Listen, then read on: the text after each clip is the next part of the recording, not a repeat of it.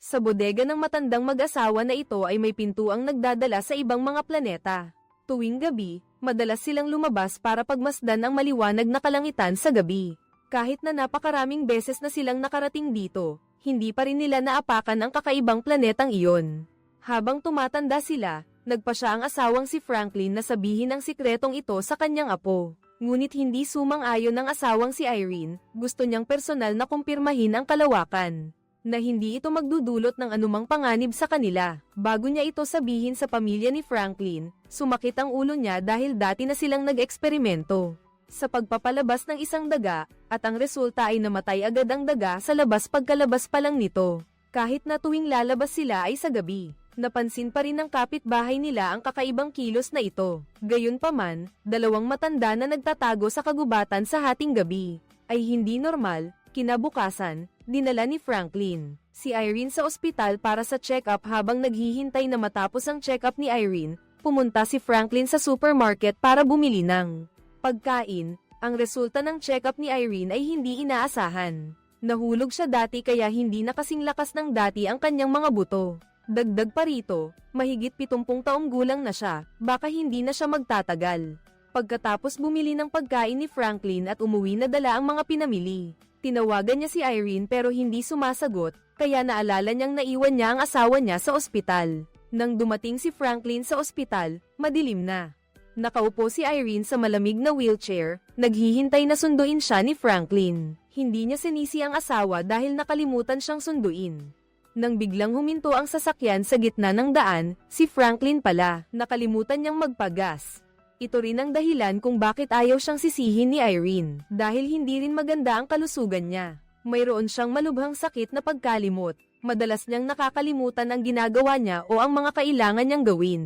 Nang makauwi na sina Mr. at Mrs. Franklin, gabi na. Nakita ng kapitbahay na walang tao sa loob ng bahay, kaya nagpa siya siyang pumunta sa bodega ng mag-asawa para tingnan kung ano ang nasa loob. Dahil sa pagiging mausisa, pumasok ang kapitbahay sa loob. Nakakita siya ng isang maliit na bahay na gawa sa kahoy doon, ngunit mukha lang itong ordinaryong bodega. Naghinala siya at naghanap, ngunit wala siyang nakitang anumang kakaiba. Pag-uwi nila, ang mag-asawang Franklin ay nagpahinga at walang nakakaalam na sa kalawakan. Nang mahiwagang universo ay may malaking bagyo na paparating. Sa hating gabi, nagising si Irene at naisip na hindi na siya magtatagal pa. Nagdesisyong mag-isa na tuklasin kung ano talaga ang nasa loob ng alien space na iyon. Kahit kapalit pa ng buhay ay hindi siya natatakot. Nag-iwan siya ng liham para kay Franklin saka bumaba sa basement. Ngunit habang bubuksan sana niya ang pinto sa likod ay may narinig siyang ingay. Isang estrangherong lalaki ang nakahandusay sa sahig at umuungol sa sakit. Halatang sugatan si Irene kaya mabait siyang isinama ito pauwi, at naglaan pa ng isang kwarto para makapagpahinga ito. Ngunit may napansin si Franklin kahit na puno ng dugo ang katawan nito. Ngunit wala siyang sugat, hindi sa kanya ang dugo, pero ang dami niyang dugong nakakapit sa kanya. Posibleng isa siyang mapanganib, sabi ni Irene kay Franklin. Sinabi niyang nakita niya ito sa space door. Baka galing siya sa planetang iyon. Kahit pa ganoon, pinili pa rin ni Franklin na tawagan ang pulis. Mabilis namang dumating ang mga pulis para imbestigahan ang sitwasyon. Ngunit pagkatapos ng imbestigasyon, wala silang nakita. Nagmadaling nagpaliwanag si Irene na may amnesia ang kanyang asawa. Malubha, minsan ay magkakaroon ng mga halusinasyon. Sayang lang ang pagpunta ng pulis. Pagkaalis ng pulis, sinimulan nilang isa-isahin ang bag ng lalaki. Sa loob ay mayroon lamang lumang libro at ilang barya. Sa sandaling iyon, may narinig na ingay mula sa silid kung nasaan ang lalaki. Nagmadali silang pumasok para tingnan at napansin nilang mainit ang katawan niya. Mukhang nilalagnat siya. Inutusan ni Irene si Franklin na bumili ng gamot sa Botica. Habang bumibili ng gamot si Franklin, nalaman niya ang kasalukuyang kalagayan ng kalusugan ni Irene. Samantala, siya naman sa bahay ay patuloy na sinisiyasat ang bag ng lalaki. Sa loob nito ay may litrato. Sa litrato ay may lalaking may kargang bata. Doon naalala ng babae noong bata pa siya at nagkasakit. Ang lola niya ay madalas gumagawa ng ginger tea kaya bumaba siya sa kusina para gumawa ng ginger tea para sa lalaki. Pagkatapos uminom ng ginger tea, mas gumanda ang pakiramdam ng lalaki. Tinanong ni Irene kung saan siya galing pero ang naalala lang ng lalaki ay pangalan niya ay Jude. Wala na siyang maalala sa iba. Pag uwi ni Franklin ay agad siyang hinanap. Sinisi ni Irene ang babae dahil hindi nito sinabi sa kanya ang kalagayan ng kalusugan niya. Sa gabi, pumasok si Franklin sa kwarto ni Jude at tinanong kung talagang wala na siyang maalala sa lahat. Hanggang ngayon ay hindi pa rin nagtitiwala si Mr.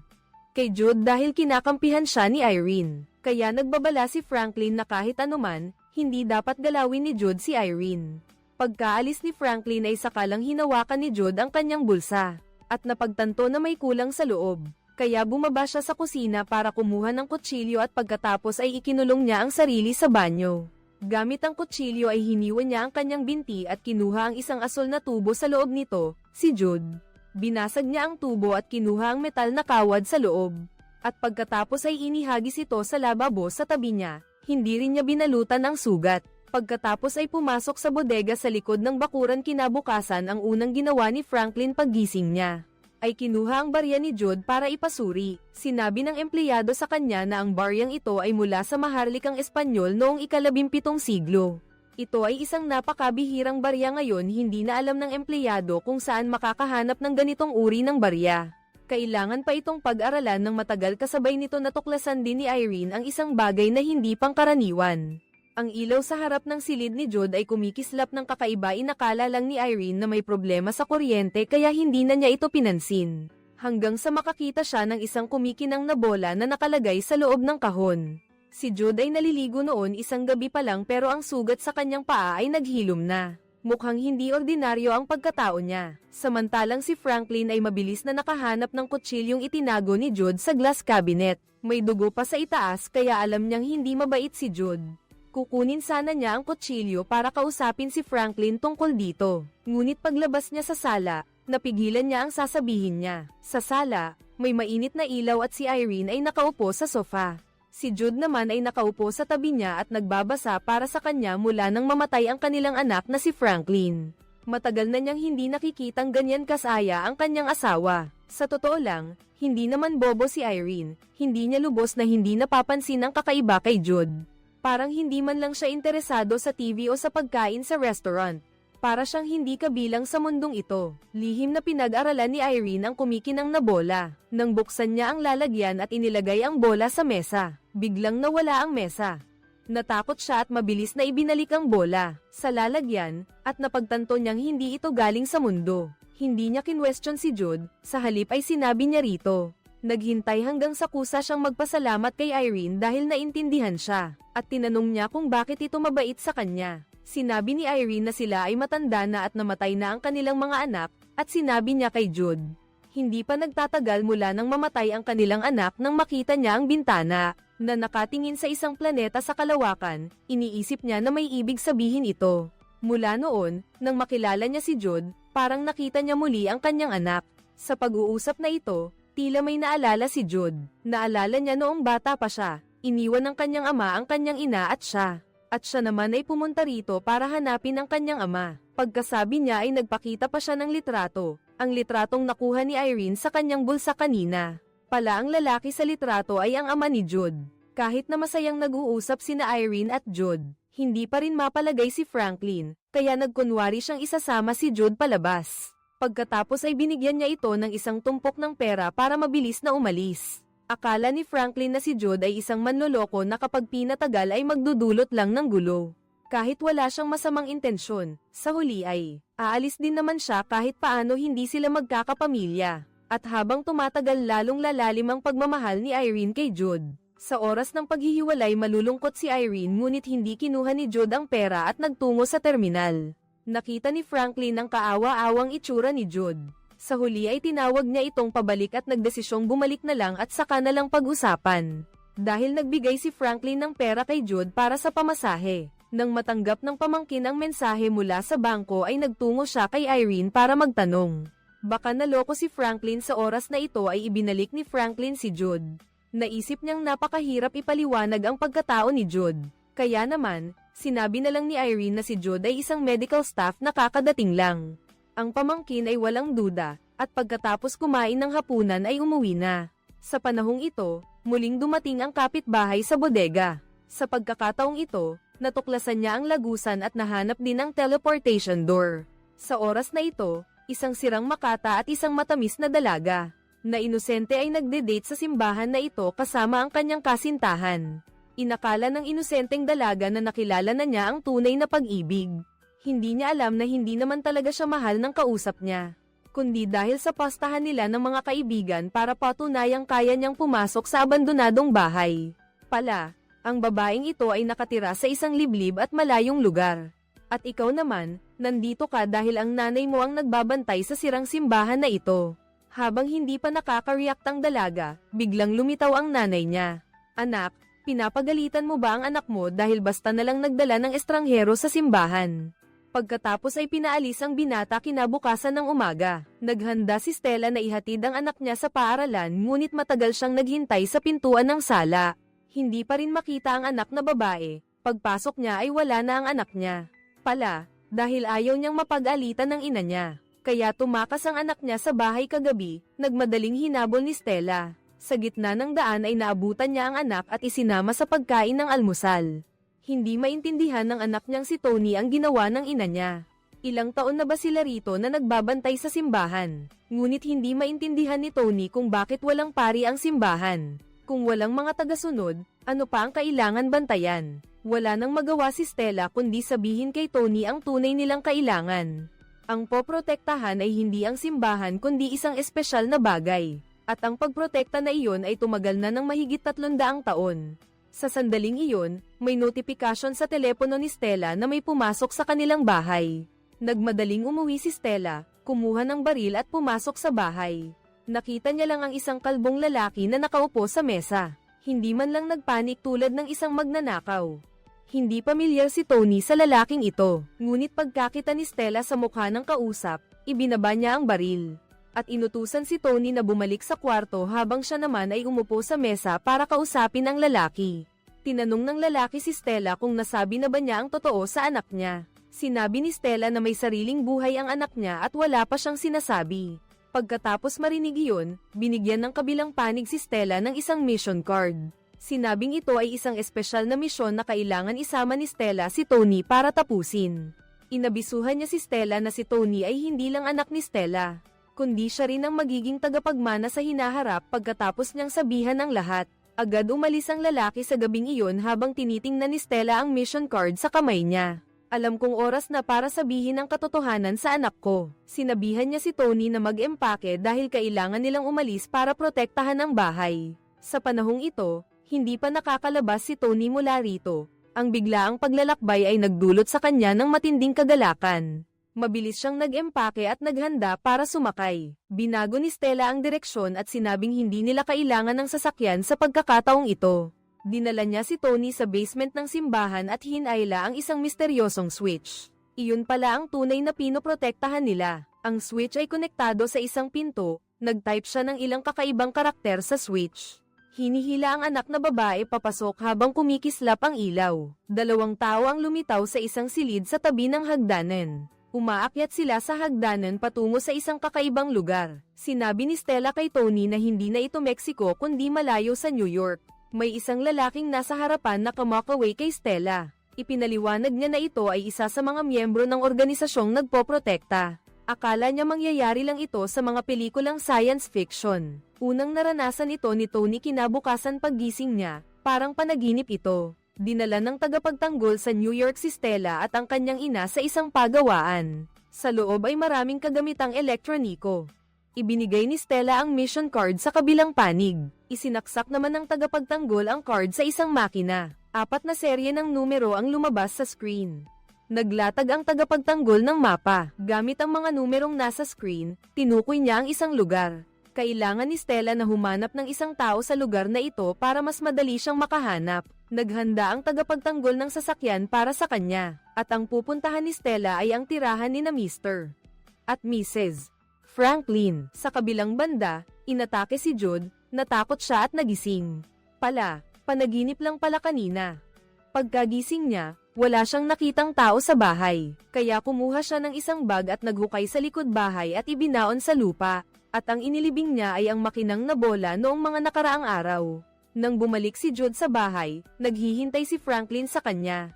Noong una, nalaman niya na nandito si Jude para hanapin ang kanyang ama. Ngayon, dadalhin niya si Jude sa istasyon ng pulisya. Sa pamamagitan ng litrato, hahanapin ang kinaroroonan ng kanyang ama. Dumating sila sa istasyon ng pulisya at tinulungan sila ng mga tauhan na maghanap ng impormasyon. Samantala, si Franklin ay pumunta sa opisina ng istasyon ng pulisya dahil nag-iingat pa rin siya kay Jude, kaya sinabi niya sa pulis na natuklasan niya ang kutsilyong may dugo na itinago ni Jude sa aparador. Naramdaman niyang si Jude ay isang terorista. Pagkatapos magsalita, kinuha pa ni Franklin ang basong ginamit ni Jude. Umasa siyang maaaring imbestigahan ng pulisya ang pagkakakilanlan niya sa pamamagitan ng DNA, dahil dati nang sinabi ni Irene sa pulisya na may amnesia si Franklin.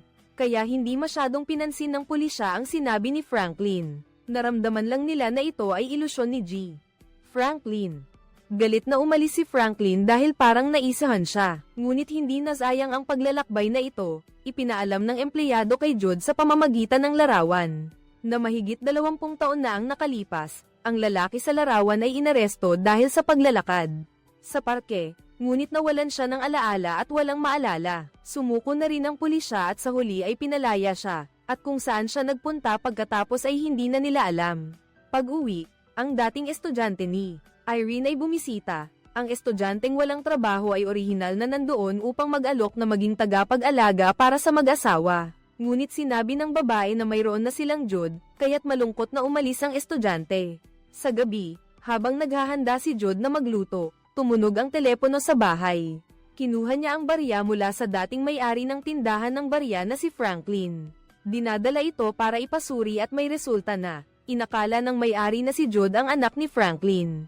Kaya inutusan niya itong hanapin ng eksperto sa pagsusuri. Nang malaman niya ang impormasyon tungkol sa barya, si Jude mismo ang nag-schedule ng oras para makipagkita sa may-ari. Dala ang kanyang mga gamit para makipagkita sa ekspertong iyon. Ngunit nang hanapin niya ang kanyang bag, napagtanto niyang nawawala na ito.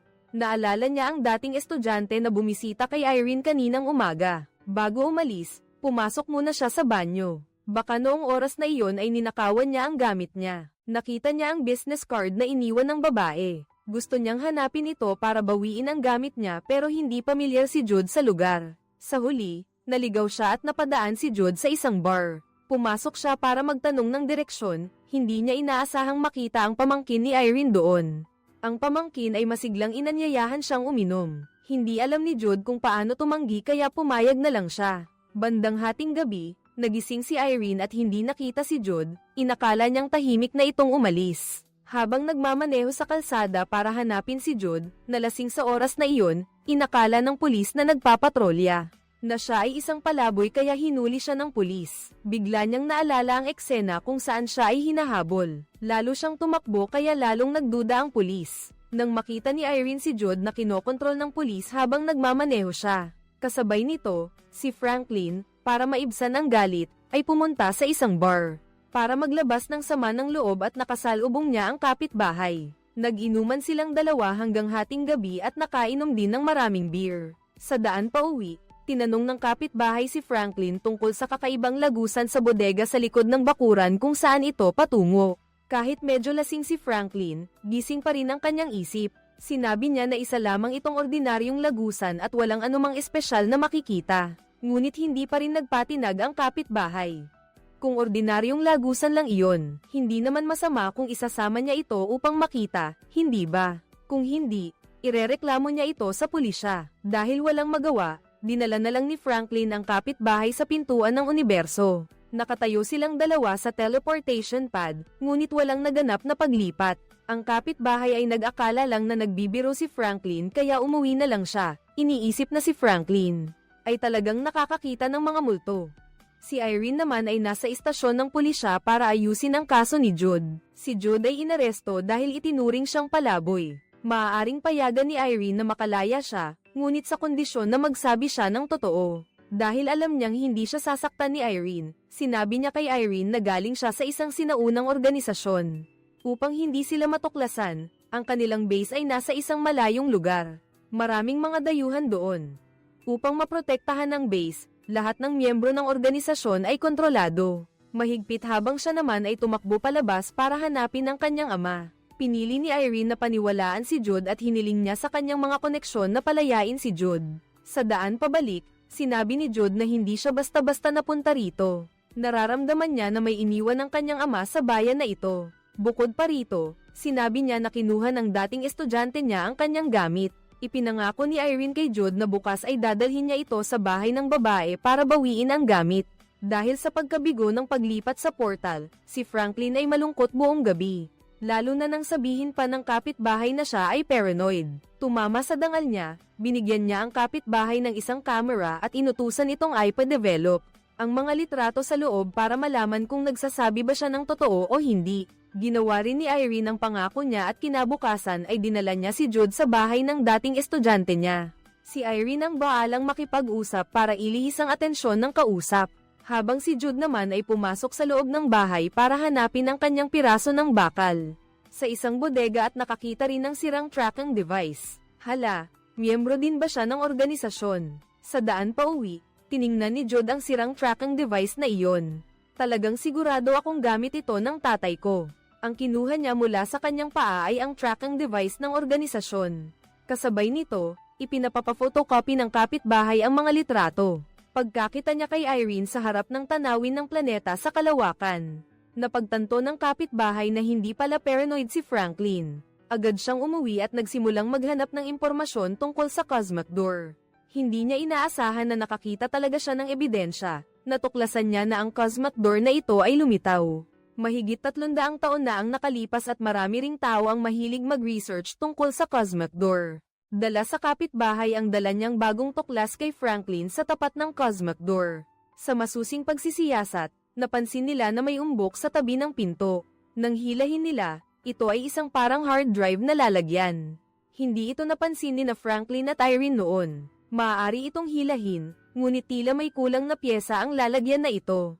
Kaya ito ang susi kung bakit hindi gumagana ang Cosmic Door. Nagtataka silang dalawa kung saan hahanapin ang piyesang ito. Ngunit ilang araw ang lumipas, habang inilalakad ng kapitbahay ang kanyang aso. Nakatuklas ng isang kakaibang lupa kung saan ang mga dahon ay lumulutang sa ere. Ang kuryosong kapitbahay ay naghukay sa lupa at nakakita ng isang kumikinang na bola na itinago ni Jude sa ilalim nito. Ito na siguro ang nawawalang bahagi ng pyesa. Masigasig na inilagay ng kapitbahay ang bola sa switch. Ngunit walang reaksyon ang pinto, mukhang kailangan pa niyang maghanap ng pyesa. Kailangan pa niyang humanap ng paraan para mapaandar ito. Nakakita ang kapitbahay ng isang generator. Tahimik niyang sinimulan ng kanyang eksperimento habang si Jude ay nakahanap ng pahiwatig na may kinalaman sa kanyang ama. Ngunit dahil humihina ang kalusugan ni Irene, hindi siya makasama. Ngunit ang kanyang pamangkin ay masigasig na gustong sumama kay Jude. 2 driver ang pumunta sa lokasyon para sa pahiwatig. Dito, isang lalaki lang ang kumuha ng tracking device. Agad na napagtanto ng kabilang panig na ito pala ay pag-aari ng kanyang ama. Noong taong iyon, ang ama niya ay isang truck driver. Hinabol ang ama ni Jude ng isang van. Upang makatakas sa paghabol, tinanggal ng ama ni Jude ang tracking device. At ipinagkatiwala sa driver na itago. Kaya niya nalaman ang bagay na ito. Tungkol naman sa ama ni Jude, pagkaalis niya sa istasyon ng pulis ay pumunta siya sa Mississippi. Nang matuklasan ang pahiwatig na ito, sina Irene at ang pamangkin niyang si Denise, kasama si Juice, ay pumunta doon. Para mag-imbestiga, iniwan si Franklin sa bahay ng mag-isa. Samantala, nagtagumpay din ang eksperimento ng kapitbahay, matagumpay na naikonekta ang linya ng kuryente. Isang malawakang pagkalat ng sound wave ang naganap. Lahat ng nilalang sa mga lugar na tinamaan ng sound wave ay namatay. Naramdaman din ni Stella ang lakas ng sound wave at sinabi sa kanyang anak. Nahanap na nila ang taong hinahanap nila, at matagumpay na napasimulan ni na Franklin at ng kapitbahay ang istasyon. At nag-teleport sa loob ng alien space. Nang makita ang kakaibang tanawin sa harap niya, labis na nagulat ang kapitbahay. Nang malaman niya na ang katabing pinto ay patungo sa kalawakan. Nagpasya siyang lumabas para tingnan, lumangoy palabas sa mahiwagang pinto, na ito rin ang pangarap ni Franklin 10 taon na ang nakalipas, nagdisenyo siya ng spacesuit. Ngunit wala siyang lakas ng loob na lumabas, lalo na't ayaw niyang mapahamak ang kanyang asawa. Ngayon na may kasama siyang kapitbahay, nagpasya silang pumasok sa kalawakan na yon para mag-explore. Si Jude, batay sa mga pahiwatig, ay nakarating sa lugar kung saan naroon ang kanyang ama. Natuklasan niya na ito ay isang motel. Kinuha ni Jude ang litrato ng kanyang ama. Sinabi ng may-ari ng inn na kilala niya ang tatay ni Jude, pero ngayon hindi niya alam kung nasaan na ito. Isang mahabang araw na naman, magpapahinga muna kayo dito. Bukas ay magpapatuloy na kayo.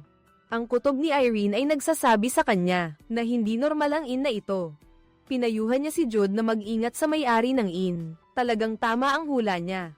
Mula nang dumating sila sa inn, lahat ng kilos nila ay nasa ilalim ng pagbabantay. Ang may-ari ng inn ay kabilang sa kilusang paglaban. Noong una, may nagsabi kay Jude na nakahanap sila ng ebidensya tungkol sa barya, ay dahil pinapabalita siya ng babae ng maling impormasyon. Si Jude sa silid kung saan dating nakatira ang kanyang ama ay nakatuklas ng isang librong eksaktong katulad ng kanya. Sa libro ay maraming nakasulat na marka at may nakasiksik na kakaibang sulat. Kinabukasan, naghahanda na silang umalis. Ang may-ari ng bahay ay nagpapakita na walang anumang pagpigil. Ngunit sa likuran ay nagpadala ng mga taong susunod sa kanila. Sa kabilang banda, nakasuot na si Franklin ng astronaut suit. Bago lumabas ay pinili niyang sumuko. Nag-aalala pa rin siya na baka magkaroon ng problema, dahil hindi maganda ang kalusugan ni Irene. Hindi niya maaaring iwanan mag-isa ang babae.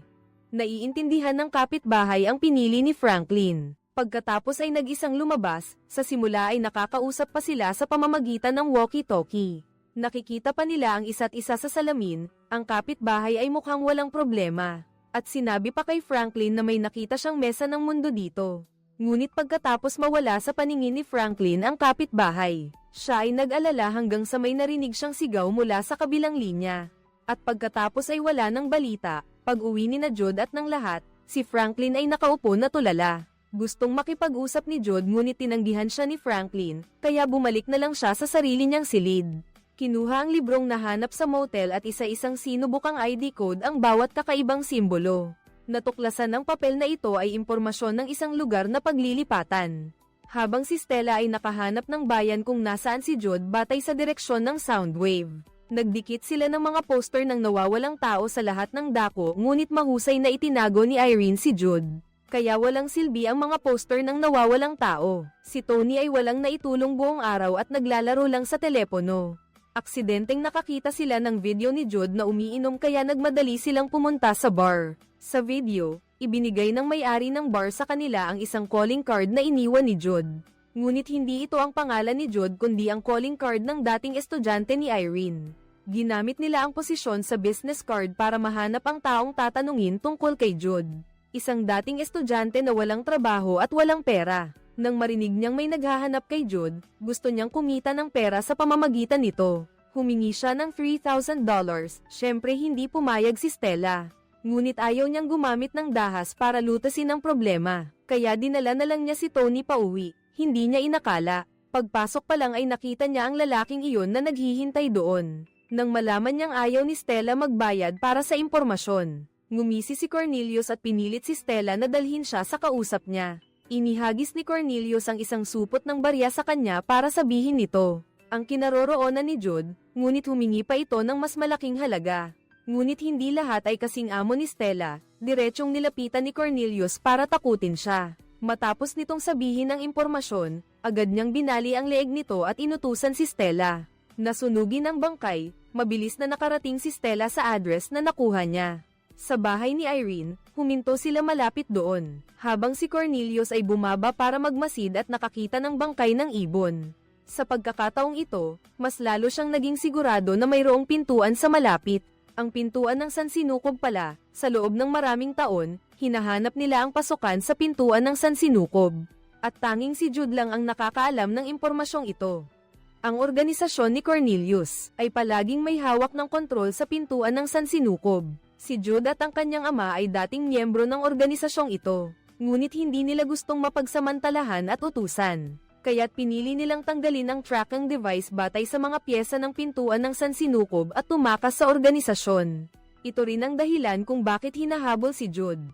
Sa sandaling ito, si Jude ay nagmamaneho palabas. Si Stella ang mabilis na nag-asikaso sa paghabol habang si Cornelius naman ang naghatid kay Tony sa loob ng bahay.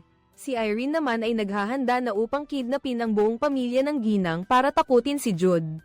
Matapos mahanap ni Jude ang impormasyon tungkol sa teleportation door, nagdesisyon siyang mag-isa na hanapin ang iba pang mga pahiwatig. Ang paglabas niya ngayon ay para magpaalam kay Denise. Pagkikita pa lang nila ay inatake na sila. Alam ni Jude na siguradong mga tao ng organisasyon ang humahabol. Kaya inutusan niya si Denise na mabilis na umalis sakay ng sasakyan, habang siya naman ay sumugod palabas para ilihis ang atensyon. Si Denise ay nagplano sanang hanapin si Irene para humingi ng tulong. Ngunit pag-uwi niya ay nabihag siya ni Cornelius. Nakuha niya ang lokasyon ng Cosmic Door. Pagkatapos ay binigyan niya ng baril si Tony para bantayan sila habang siya ay naghanap ng Cosmic Door. Nang umalis si Cornelius, sinimulan ni Irene na kumbinsihin si Tony na kalasin ang kanilang mga tali. Si Tony ay bata pa, lalo na't ngayon lang niya nalaman ang sitwasyon ng organisasyon. Nalambat ang puso ng bata at sinunod ang sinabi ni Irene at binitawan sila. Ngunit si Cornelius ay bumalik at sinimulan niyang i-brainwash si Tony. Pagkatapos ay tinawagan niya si Stella at inutusan si Stella na sabihin kay Jude. Ang buhay ng pamilya ni Irene ay nasa kamay niya. Kung gusto nilang mabuhay, kailangan nilang sumunod at bumalik. Ayaw ni Jude na madamay ang pamilya ni Irene kaya sumama siya kay Stella pabalik. Nang makita ni Cornelius na pilit na ibinabalik ni Stella si Jude, binigyan niya ng baril si Tony at inutusan itong barilin at patayin si Jude. Hindi naman naglakas loob si Tony na barilin at patayin ang tao, at ayaw din ni Stella na gawin ito ng kanyang anak. Inagaw niya ang baril at nagdesisyong maging masama, ngunit nang makita niya ang takot sa mga mata ni Tony. Ayaw kong makita ito ng anak ko ngayon. Si Franklin ay nakawala sa mga tali. Sumugod para atakihin si Cornelius. Sinamantala ni Jude ang pagkakataon para hawakan siya. Kinuha ni Franklin ang tungkod at sinuntok siya. Si Stella ay nag-electrocute sa kanya hanggang sa mawalan ng malay at itinali siya at isinakay sa kotse. Hindi rin gusto ni Stella si Cornelius dahil lang ito ang kanyang boss. Napilitan lang siyang sumunod sa utos nito. Umalis si Stella sa bayan, sinabi niya sa kanyang anak na ang pag-atake nila kay Cornelius ngayon ay bilang paglaban sa organisasyon, at sa hinaharap, baka hindi na maging payapa ang kanilang buhay. Sa kalagitnaan ng biyahe, ang sasakyan ni Stella ay na-corner sa isang kalsada. Isang babae ang bumaba, ang dating may-ari ng inn. Pagkakita kay Stella, ang unang tanong niya ay kung sino ito. Ikaw ba ang tagapagtanggol ng Cosmic Door? Pagkatapos ay binuksan niya ang trunk ng sasakyan nang makita si Cornelius na bugbog sarado. Medyo natuwa siya bago inutusan ng kanyang mga alagad na takpan ang ulo nito. Dinala na naman nila sila pabalik sa kanilang base. Sa kabilang banda, naghahanda ng umalis sa Earth si Jude. Nagpa siya si Denise na sumama sa kanya kaya nag-impake silang dalawa at pumunta sa Cosmic Door. Inilagay ni Jude ang piraso ng bakal sa switch at ang bilog na plato ay agad naging kontrol. Sinunod niya ang pahiwatig sa papel at inilagay ang mga coordinate. Pagkatapos ay naglaho kasama si Denise, tila natapos na ang lahat dito. Ngayon lang naglakas loob si Franklin na sabihin na ang kapitbahay ay naglaho pagkatapos dumaan sa pinto para kay Irene. Upang linawin kung ano talaga ang nangyayari, ngayon ay si Franklin naman ang nagsuot ng astronaut suit. Lumabas sa pinto sa ilalim ng pagbabantay ni Irene. Natuklasan niya na ang kanyang coffee table ay nasa kalawakan. Ito pala ay dahil inilagay ni Irene ang kumikinang na bola sa mesa. Kaya pala lumipat dito, kaya pala sinabi ng kapitbahay. Nakita ang mesa na pag-aari ng Earth si Franklin ay lalong lumalayo. Hanggang sa mawala sa paningin ni Irene nakakita siya ng bangkay. Sa dibdib ng bangkay ay may nakabaon na kutsilyo ngunit hindi ito ang kapitbahay. Kundi isang estranghero hindi niya alam ang taong patay sa harap niya. Ay isa sa mga humahabol kay Jude marahil si Jude ay talagang galing sa planetang ito. Naramdaman ni Franklin na paubos na ang oxygen sa kanyang helmet. Tiningnan niya ang oxygen gauge niya ay tumatagas ang tangke ng oxygen. Bumagsak siya sa lupa, gamit ang huling lakas, nagbigay ng huling mensahe para kay Irene. Ngunit sa isang iglap, nakita niya si Irene na lumitaw sa harap niya. Tinanggal pa nito ang kanyang helmet at sinabihan siyang huminga ng malalim at mag-relax. Inakala ni Franklin na ito na ang huling sandali ng kanyang buhay. Ngunit pagkatapos niyang huminga ng dahan-dahan, napagtanto niyang totoo si Irene. At ang planetang ito ay angkop para tirhan ng tao. Tumayo sila sa tuktok ng bundok at nakakita ng isang lungsod sa kalawakan. Iyan ang buong nilalaman ng pelikulang Night Sky. Gusto niyo ba ang pelikulang ito sa 10-point scale? Ilang puntos ang ibibigay ninyo sa pelikula? Ipadala ang inyong sagot sa comment section. Para malaman namin, salamat sa inyong pagsubaybay. Paalam at hanggang sa muli.